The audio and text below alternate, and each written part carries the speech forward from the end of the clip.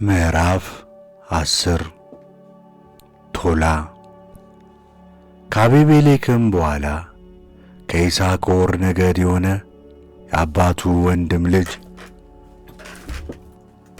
ዮፎ ልጅ ቶላ እስራኤልን ለማዳን ተነሣ። እርሱም በኤፍሬም ተራራ በሳምር ተቀምጦ ነበር። እስራኤልንም 23 ዓመት ገዛ፣ ሞተም፣ በሳምርም ተቀበረ። ኢያዕር። ከእርሱ በኋላ ገላዳዊው ኢያዕር ተነሣ፣ እስራኤልንም 22 ዓመት ገዛ። በ32 የአህያ ግልገሎች ይቀመጡ የነበሩ 32 ልጆችም ነበሩት። ለእርሱም እስከ ዛሬ ድረስ የኢያዕር መንደሮች የተባሉ በገላድ ምድር ያሉ 32 ከተሞች ነበሯቸው።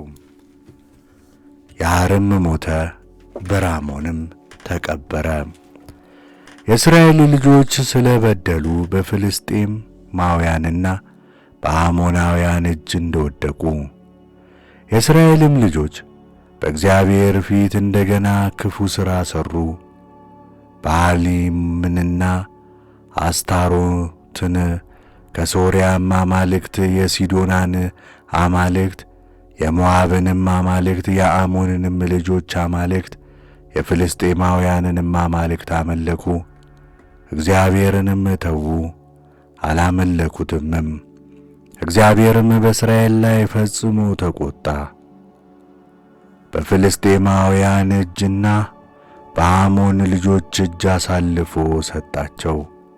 በዚያም ጊዜ የእስራኤልን ልጆች ሥቃይ አበዙባቸው። በዮርዳኖስ ማዶ በአሞራውያን ሀገር በገለዓድ ውስጥ ያሉትን የእስራኤል ልጆች ሁሉ 18 ዓመት አስጨነቋቸው። የአሞን ልጆች ከይሁዳ ከብንያምና ከኤፍሬም ቤት ጋር ደግሞ ሊዋጉ ዮርዳኖስን ተሻገሩ። እስራኤልም እጅግ ተጨነቁ። የእስራኤልም ልጆች አንተን አምላካችንን ትተን በኣሊሞን አምልከናልና ኃጢአት ሠርተናል ብለው ወደ እግዚአብሔር ጮኹ።